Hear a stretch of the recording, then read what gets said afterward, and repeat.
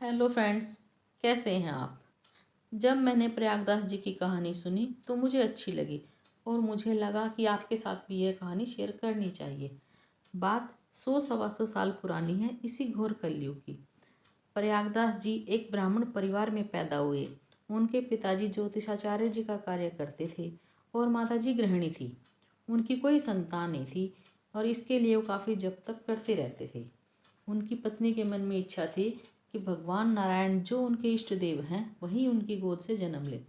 कुछ समय बाद जब उन्हें पता लगता है कि वो प्रेग्नेंट हैं तो वो काफ़ी खुश होती हैं, लेकिन वो खुशी ज़्यादा दिन तक नहीं रहती। जब वो 7 माह की गर्भवती होती हैं तो उनके हस्बैंड की मृत्यु हो जाती है। गांव का माहौल ऐसा ही था। गांव वाले कहते हैं कि यह बच्चा ठीक नहीं है क्योंकि पैदा होने से पहले ही यह अपने पिता को खा गया। बच्चे का जन्म होता है और नाम रखा जाता है प्रयागदास। पिताजी की मृत्यु के बाद आजीविका का कोई साधन न होने के कारण घर में दरिद्रता का वास हो जाता है। घर में दरिद्रता छा जाती है। उनकी माताजी को घर चलाने में समस्या आने लगती है। समय बीता और मुंडन संस्कार का समय आ गया। जिस दिन मुंडन हो रहा होता है उसी दिन उनके घर में आग लग जाती है।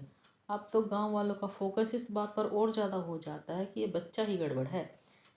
जब जब बच्चे से जुड़ा कोई भी कार्य होता है तब तक कोई न कोई अनिष्ट हो ही जाता है।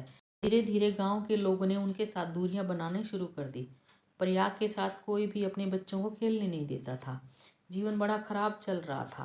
वे बड़े अलग थलग रहते थे। जब प्रयागदास 6 वर्ष के हुए तो एक दिन अपने घर के बाहर खेल रहे थे। उनके साथ ही कुछ दूरी पर कुछ और बच्चे भी खेल रहे थे। रक्षाबंधन का त्यौहार था। तभी एक लड़की एक राखी हाथ में लेकर आती है और उनमें से एक लड़का जो कि उसका भाई था उसकी कलाई पर राखी बांध देती है और उसको मिठाई खिलाती है। इस दृश्य को देखकर बालक प्रयागदास के मन में विचार उठने लगे कि मेरी बहन कहाँ है, मेरी राखी कहाँ है, मैं भी मिठाई खाऊंगा। प्रयागदास दौड़ते दौड़ते अपनी माँ के पास जाते हैं और माँ से पूछते हैं कि मेरी बहन कहाँ है। माँ प्रयागदास की बातों का कोई उत्तर नहीं दे पाती क्योंकि प्रयागदास जी की कोई बहन ही नहीं थी। बालक बार बार माँ से वही प्रश्न करता है कि मेरी बहन कहाँ है, मेरी बहन कहाँ है। प्रयागदास के बाल मन को शांत करने के लिए माँ कहती है कि तुम्हारी बहन है लेकिन यहाँ नहीं है, वह तो अयोध्या में निवास करती है। जानकी जी तुम्हारी बहन है और उनके पति अयोध्या के राजा राम हैं। प्रयागदास जी खुश कि हमारी भी बहन है, हम भी अयोध्या जाएंगे, राखी बंधवाएंगे और मिठाई खाएंगे। वो अपनी माता जी से रोज़ पूछते हैं कि अयोध्या कब जाएंगे, अयोध्या कब जाएंगे। इसी प्रकार साल भर बीत गया।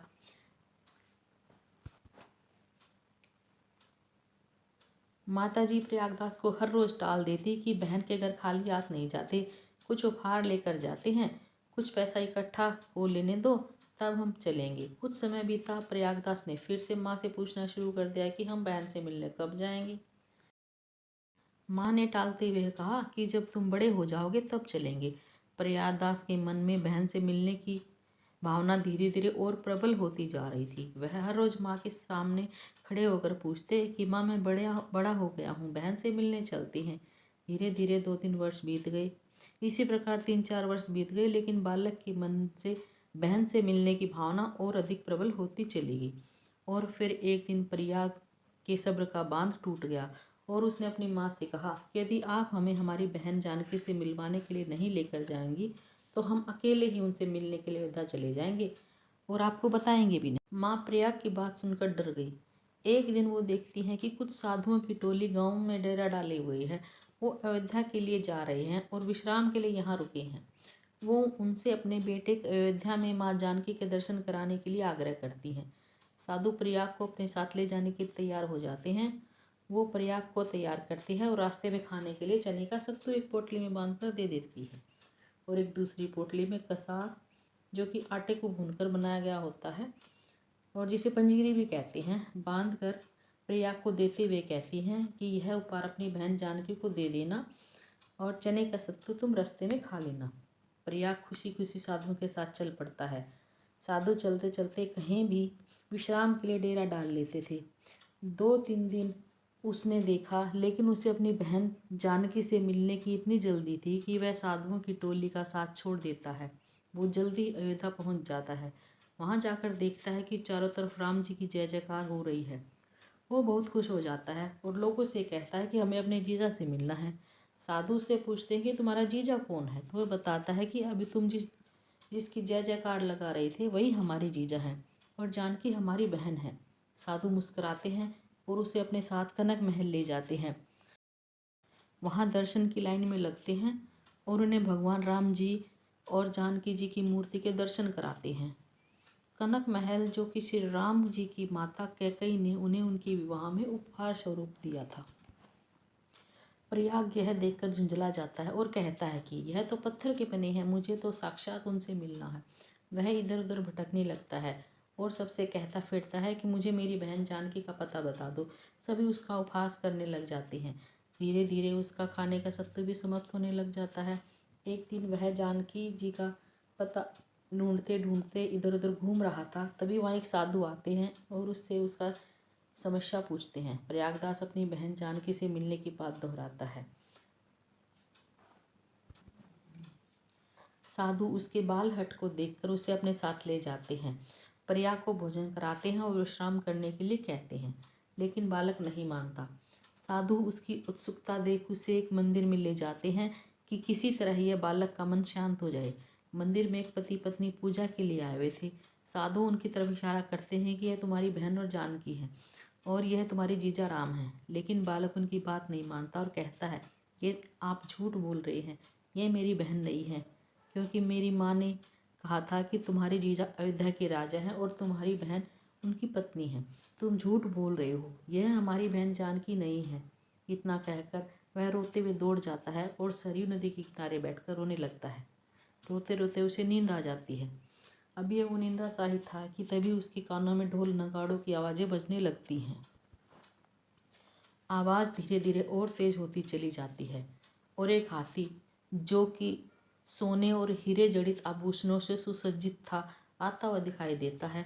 महावत के स्थान पर हनुमान जी बैठे हैं, जो कि हाथी को हाँक रहे हैं और पीछे हाथी पर श्री राम, जानकी और अपने पूरे परिवार के साथ बैठे हैं। धीरे धीरे हाथी उनके पास आकर रुकता है। जानकी हाथी से नीचे उतरती हैं और प्रयाग के पास आकर उसको गले लगा लेती हैं। अपने हाथों से उनके पास आंसू पोंछती हैं और उनका हालचाल पूछती हैं और कहती हैं कि माँ ने मेरे लिए जो उपहार भेजा है वो नहीं दोगे मुझे। प्रयाग खुशी के मारे उपहार देना तो भूल ही गया था। वह पोटली से कसार निकालता है और जानकी जी की तरफ बढ़ाता है। जानकी जी कहती हैं कि पहले अपने जीजा जी को उपहार दो, और वह राम जी को उपहार देता है। राम जी पूरे स्वाद से कसार खाते हैं। उसके बाद जानकी जी भी कसार खाती हैं और प्रयागदास को कहती हैं कि अब तुम घर जाओ, माँ तुम्हारा इंतजार कर रही है और मुझसे मिलने के लिए आते रहना। सीता जी से मिलकर प्रयाग को ब्रह्मज्ञान हो गया था, जिसके लिए सारी दुनिया इधर उधर भटकती रहती है। इसके बाद उन्हें और कोई इच्छा ही नहीं थी। उनकी आँख खुलती है, वह आश्रम लौट आता है। प्रयाग को खुश देखकर साधु पूछते हैं कि क्या हुआ, मिल गई तुम्हारी बहन? प्रयाग सारा वृतांत कह सुनाता है। साधु की आंखों से अश्रुधारा बह उठती है। वह प्रयाग के पैर पकड़ लेता है। जैसे ही वह पैर पकड़ता है, उसे भी वही ब्रह्म ज्ञान हो जाता है। उसकी सारी इच्छाएं खत्म हो जाती हैं और एक असीम संतोष प्राप्त होता है। साधु कहता है कि मैंने श्री राम और जानकी को माता पिता के रूप में पूजा है और तुमने बहन के रूप में, इसलिए आज से तुम मेरे मामा हुए। उसी दिन से लोग उन्हें प्रयागदास मामा के रूप से के नाम से जानने लगे। तभी तो कहते हैं कि जाकी रही भावना जैसी, प्रभु मूरत देखी तिन जैसी। भगवान को जिस रूप में ढूंढोगे वो तुम्हें उसी रूप में मिलेंगे। जैसे प्रयागदास जी को जानकी बहन के रूप में मिली, क्योंकि उन्हें बहन के रूप में ढूंढ रहे थे। सो आप भी कोशिश करते रहिए, किसी न किसी रूप में भगवान आपको भी दर्शन देंगे। सो फ्रेंड्स, कैसी लगी आपको प्रयागदास जी की सच्ची कहानी? यदि अच्छी लगी हो तो लाइक करें, कमेंट करें व शेयर करें, और हाँ, चैनल को सब्सक्राइब ज़रूर करें